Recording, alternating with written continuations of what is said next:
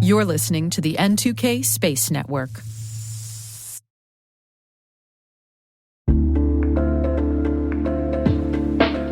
And now, a word from our sponsor, SpyCloud, the cybercrime analytics leader. SpyCloud disrupts cybercrime by telling you what criminals know about your business and your customers, so you can take action to prevent ransomware, session hijacking, account takeover, and online fraud. SpyCloud constantly recaptures and analyzes new data from the criminal underground, including credentials, session cookies, and PII siphoned from malware-infected devices. With knowledge of the specific exposed data criminals have in hand from InfoStealer malware on managed and unmanaged devices, security teams can respond with a more efficient and effective process called post-infection remediation that fits seamlessly into existing incident response frameworks. Get SpyCloud's post-infection remediation guide outlining the 7 steps for preventing a malware infection from becoming a full-blown ransomware incident. Visit spycloud.com/cyberwire. That's spycloud.com/cyberwire. And we thank SpyCloud for sponsoring our show.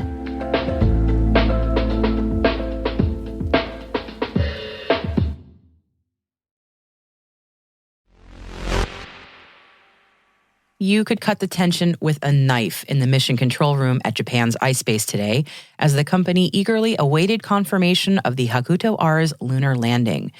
The live feed cut to ads while they looked for a sign of successful touchdown, leaving viewers on the edge of their seats, waiting for any word, that they'd heard from the spacecraft. Unfortunately, iSpace lost communication with their vehicle, and as of the time of this recording anyway, it is assumed that the mission was not successful. We're not kidding when we say space is hard. T-minus 20 seconds to LOS speed rest. Go for deploy.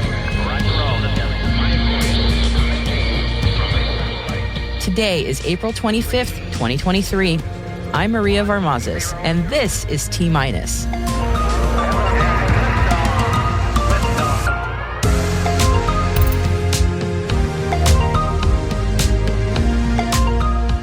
A hard landing for the Hakuto-R. U.S.-South Korea in the space agreement. More announcements from China's space conference. A collection of SpaceX news. And some price outs for space debris removal. And my conversation with Severin Blankush, managing partner of the Space Advisory Group, all about how to do business with the government. You don't want to miss it, so stay tuned.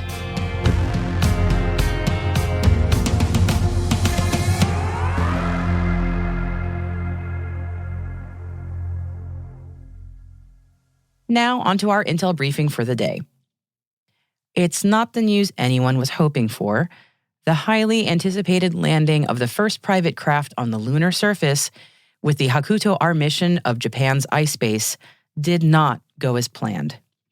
After the Hakuto-R's landing attempt, engineering teams here on Earth have not been able to make contact with the craft again. Takeshi Hakamada, iSpace's CEO, had to give the unfortunate news. We have to assume that we could not complete the landing on the lunar surface. NASA and South Korea's science agency are signing an agreement to boost the U.S. and South Korea's cooperation in outer space. The agreement affirms the countries aim to work together on several areas, such as space communications, space-based navigation, and research on the moon. South Korea has been developing its own space and launch capabilities while aligning itself closer to U.S. space efforts. Seoul signed the Artemis Accords, a U.S.-led bilateral pact charting norms of behavior in space and on the moon's surface, and last year launched its Korea Pathfinder lunar orbiter aboard a SpaceX rocket to conduct science observations in the moon's orbit. China's National Space Administration has said that future Chang'e missions will include exploring long-term human habitation on the moon. China Daily reports that the country's space agency is exploring 3D printing technology to build structures on the lunar surface. Previous missions have already studied regolith, laying the foundation for lunar soil bricks. China plans to launch humans to the moon by 2030. And staying in China, the country says its Mars rover Zhurong has failed to wake up from a planned hibernation during the Red Planet's winter. State media reports that a larger-than-expected buildup of dust has likely hampered the solar-powered rover's ability to generate electricity. It's likely that the vehicle will not be able to generate enough power to wake up from its slumber, and that the rover will remain inactive forever. This brings a whole new meaning to rest in power. And SpaceX has delayed its 27th launch this year. Yep, they have held 26 launches in the last 115 days. We'll bring you details of the rescheduled launch to loft 46 new Starlink satellites into orbit when it's announced.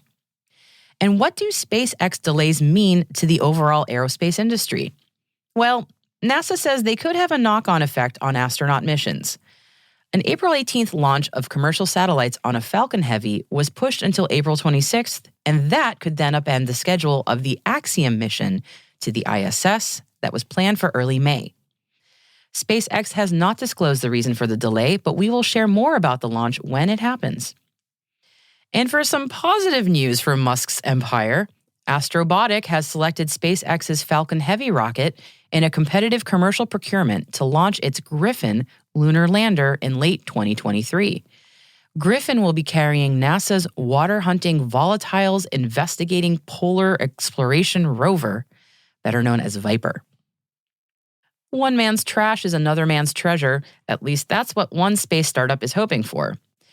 Cal Morris Incorporated is working to prove its technology to retrieve space junk. The Michigan-based company cleverly advertised their costing on a deck of cards handed out at the Space Symposium in Colorado Springs last week. Each card showed a U.S.-owned space object listing with its mass, launch date, and North American Aerospace Defense Command catalog number, along with the estimated cost for retrieval. KMI's testing has so far been ground-based through funding from the Space Force's Orbital Prime program, but they plan to conduct ISS demonstrations in 2024. And speaking of space junk, a report by the Government Accountability Office, or GAO, warns that Space Force is not fully taking advantage of the commercial sector to track and analyze space debris and satellites. The GAO details that most of the DoD's ground-based radars can only track objects larger than 10 centimeters in diameter in low Earth orbit, or LEO, while some commercial sensors can track objects as small as 2 centimeters in diameter. Space Force requested funding to buy commercial data in its budget for the first time in fiscal years 2022 and 2023. About $20 million was budgeted in 2023 for commercial space situational awareness, or SSA, data purchases, and a total of about $110 million for fiscal years 2023 through 2027. And continuing with object tracking in space, French space agency CNES has announced a consortium led by Ariane Group to improve SSA capabilities. Eutelsat and Magellan make up the other organizations involved in the project. Ariane Group will provide space surveillance services from its network of 15 ground telescopes, and Eutelsat will operate a new space sensor to connect the system. The project is part of the France 2030 National Investment Plan. Luxembourg has provided a space activity license for OQ technology, making it one of the first space companies in Luxembourg to receive this authorization under the country's new legal framework. This license authorization will allow OQ technology to provide its Internet of Things, or IoT, and machine-to-machine connectivity services, in addition to its existing license for the satellites already in orbit. NASA's Science Mission Directorate has launched an Entrepreneurs Challenge to source ideas to develop and commercialize state-of-the-art technology and data usage that advances lunar exploration and climate science. The challenge launched on April 10th and will run until November 29th, with a total prize win of $1 million. Winners will be invited to a live pitch event hosted at the Defense Tech Connect Innovation Summit and Expo in late November. And in the same month that we've marked 50 years since Martin Cooper made the first public call from a cell phone, AST Space Mobile and AT&T have announced the first two-way call using satellites and a standard smartphone. The call was made using AT&T's networks in Midland, Texas, to mobile carrier Rakuten in Japan, using AST Space Mobile's Blue Walker 3 satellite. The use of satellites could be a significant step towards increasing cellular access in rural communities in the U.S. and across developing countries. Typically, a mobile phone call requires nearby cell towers to provide service, but with this development, satellites could provide a space-based network of cell towers. AST Space Mobile says it will provide global cellular broadband from space, transforming the way the world connects.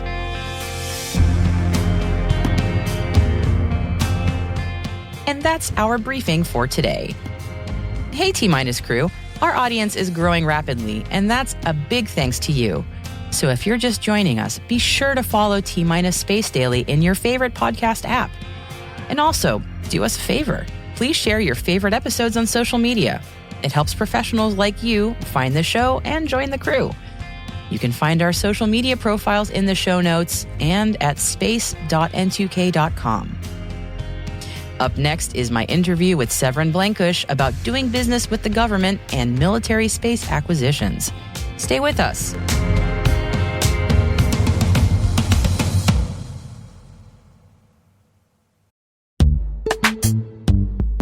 This episode is brought to you by Palo Alto Networks, the leader in cybersecurity. As AI-driven attacks increase, organizations can't afford to have network security that's stuck in the past. Discover how Palo Alto Networks can help you predict what's coming and proactively secure against it with a zero-trust, AI-powered network security platform built to secure whatever, whenever, wherever. To learn more, visit paloaltonetworks.com/network security platform.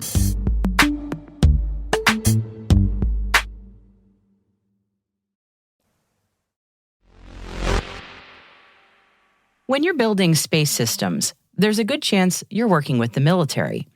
The military space acquisition process, though, is not always the easiest thing to understand if you're not already familiar with it. And so it helps a lot to have a guide to walk you through it. And that's who I'm speaking with today. Good morning, everybody. My name is Severin Blankush. I'm a 27-year Air Force veteran. I was in contracting and acquisition the entire time. I retired in 2018. I did a brief stint at the Federal Reserve Bank in St. Louis, and then went to work as a support contractor at the Space Rapid Capabilities Office at Kirtland Air Force Base in New Mexico. There, I assisted the first round of programs in going through acquisition strategies and getting those on contract, and then participated in a lot of the business intel and market research that office did. And while there, got really involved with the startup and innovation community in the space arena. And so for about the last year and a half, Andrew Bossert and I have been the co-founders of Space Advisory Group, a boutique advisory firm that specializes in primarily small and startup companies in the space ecosphere. We help them understand how to do business with the government, and that involves a lot of things, going through silver-sitter process, as well as putting the message together, establishing a good use case, and then putting that into a package that the government can understand. And thank you so much for joining me today. When you have a new client onboarding, what are some common challenges that you see them encountering? So a lot of the clients, they are very excited about the amount of money that the Space Force is investing into research and development. So that is put forth through the SBIR and the STTR programs, the Small Business Innovation Research programs, and primarily run through SpaceWorks, is who administers that program on behalf of the Space Force. So the companies are very excited to get a contract, and they're even more excited about the prospect of that R&D contract leading into what folks sometimes call a real contract or a program of record. And what most companies don't understand is that leap or that transition from the R&D contract into an actual contract. And most of that misunderstanding centers around the budgeting process that the Department of the Air Force, which includes the Space Force, has to go through to actually fund a program. Could you go into a little detail about that? Because what does that mean exactly? Yeah. So after your super contract is over, everyone's familiar with the term, the valley of death. So when your R&D funds run out, then you are hopeful to get a real contract to replace those R&D funds. And the real contracts go through a budgeting process that requires having a requirement approved and then funds assigned to that. And this is generally a 2 to 3 year process within the DoD as a whole. So that's not an amount of time that most companies are prepared to wait for either that perfect requirement to come their way. There's a couple other avenues. Sometimes there's fallout funds, and hopefully I'm using some terms that a handful of folks will recognize. But there is a little bit of leeway for leadership to reallocate some funds. Those opportunities are few and far between, and it really involves a lot of maneuvering on the government's part. So, I mean, it seems like just awareness of this pitfall sort of is half the battle there. But I mean, is there anything that, if say I'm a small space startup and I'm really excited, I've got this funding and I'm really jazzed about my technology, but I'm staring down that valley of death. Like you mentioned that there are some avenues, but maybe not a whole lot. I mean, is there anything you can do to try and avoid and pivot out of there? Or? No, a lot of it involves in the amount of outreach that the company is willing to do to members of the Space Force. So, I mean, to start with, your small company has to have a solution that's actually solving a problem.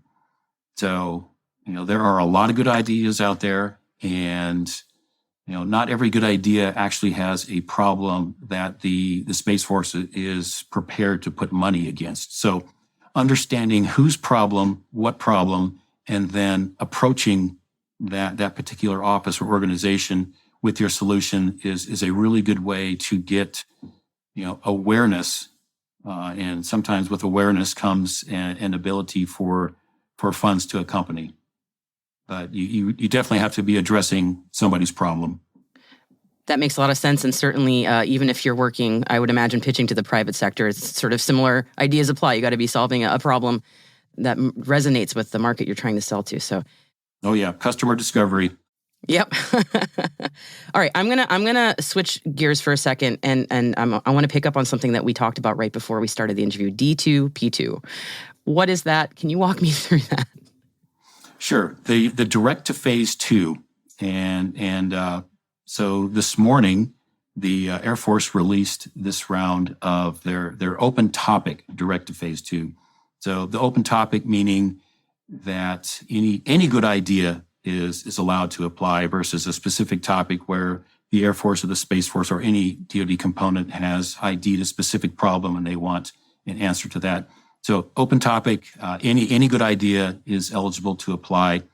The direct to phase 2 gives the proposer an opportunity to either take credit for an already performed phase 1 effort that is similar in scope to what they are proposing in the phase 2, or have already completed some type of work that would amount to progress that would be made during a phase 1. So the phase 2s are a little bit farther beyond, hey, I've got a great idea, let me find somebody who might have a problem that I can solve with this good idea, to moving more into, hey, I've identified some folks that have a problem, and I'm going to mature my idea into, say maybe a prototype. But in space, for the amount of money on a D2P2, prototypes are not realistic. But if you have some solid designs or a good ConOps on how your technology is going to help solve that problem, that's a good avenue for a direct to phase 2 open topic. Cool. So say you apply. I don't know if that's the right word, but you sign up, apply for D2P2. What happens next? So the long pole in the open topic direct to phase 2 is to find a government customer or end user. And the end user is the organization that actually is going to be able to take advantage of that good idea capability. The customer is the acquisition organization who has the ability to put stuff on contract and has a budget to do so. So the customer can be one and the same with the end user, but the end user generally requires somebody with money to sign these memorandums. But the memorandums indicate an interest on the part of the government to go forward with following the work that would be done during performance of that phase 2. Okay. So given the timeliness of D2P2, I just love saying that, I'm sorry. Given the timeliness of that, if you are interested, maybe you missed the boat or you want to apply in this phase, what's your advice to people in this situation who are interested and want to move forward on that? So you can go to the DSIP website, DSIP. Just type that into your browser; it'll pop up, and they will give you the schedule of upcoming SBIR, STTR opportunities. So the general cadence is in the early January, February timeframe, you've got the phase 1s. Then in the April, May timeframe, you've got a round of phase 2s. And then in the August-ish timeframe, you've got another round of phase 1s. And then October, November, you've got another round of phase 2s. So basically 4 periods throughout the year where they alternate phase 1s and phase 2s is the rough schedule for companies that are interested in pursuing these opportunities. Before we close out, any general advice that you give to companies that are looking to work with government procurement? Yeah, understand what the customer's problem is, understand which customer you're going to talk to, and then have a path forward for how your technology is going to solve that problem, a rough idea of how much it might cost, and then how long it might take for that to become a real capability that they can procure. Excellent. Thank you so much for walking us through this. I really appreciate your time and expertise today. Great. Thank you, Maria.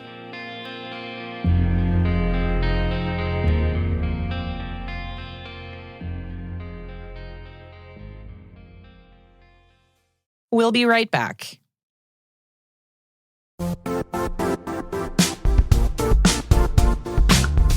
Now, a word from our sponsor, the Johns Hopkins University Information Security Institute, currently seeking qualified applicants for its innovative Master of Science in Security Informatics degree program. Study alongside world-class interdisciplinary experts and gain unparalleled educational, research, and professional experience in information security and assurance. Interested U.S. citizens should consider the National Science Foundation's CyberCore Scholarship for Service program, which covers tuition and a $6,000 annual professional development allowance, as well as providing a $37,000 additional annual stipend. Apply for the scholarship and the fall semester by March 1st. Learn more at cs.jhu.edu/MSSI.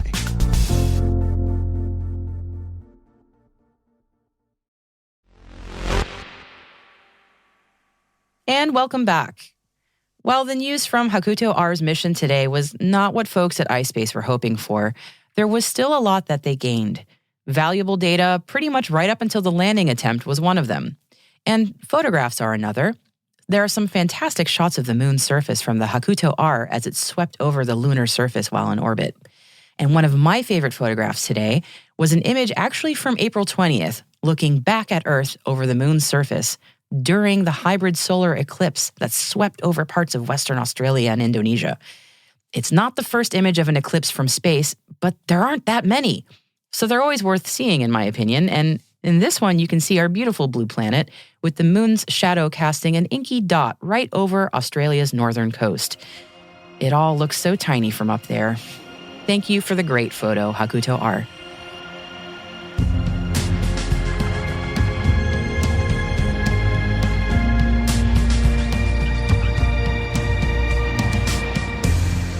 And that's it for T-Minus for April 25th, 2023.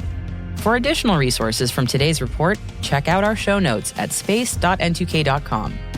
We're privileged that N2K and podcasts like T-Minus are part of the daily routine of many of the most influential leaders and operators in the public and private sector, from the Fortune 500 to many of the world's preeminent intelligence and law enforcement agencies. This episode was produced by Alice Carruth, mixing by Elliot Peltzman and Trey Hester, with original music and sound design by Elliot Peltzman. Our executive producer is Brandon Karpf, and I'm Maria Varmazes. Thanks for listening. T-minus